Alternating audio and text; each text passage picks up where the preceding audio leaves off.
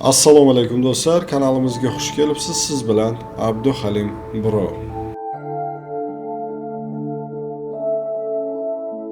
Qish ham yaqinlashib kelmoqda.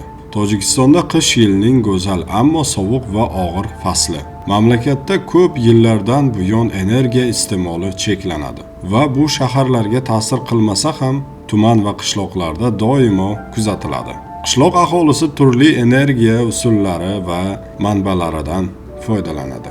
Ular Tojikistonda uylarni qanday isitadi? Qishloq joylarda ular an'anaviy isitish usullariga tayanadi. Masalan, ko'mir va o'tin yoqadigan pechkalar. Bu pechlar 300 samoniy va undan yuqori turadi. Gaz plitalar esa 900 samoniy va undan yuqorisiga qarab ketaveradi. Eng mashhur pechlardan biri bu sandal. Markaziy Osiyoda keng tarqalgan an'anaviy xalq pechkasi sandal. Bu isitish uchun issiq ko'mir qo'yiladigan poldagi chuqurliklar. Ular ko'pincha kvadrat chuqurga o'xshaydi.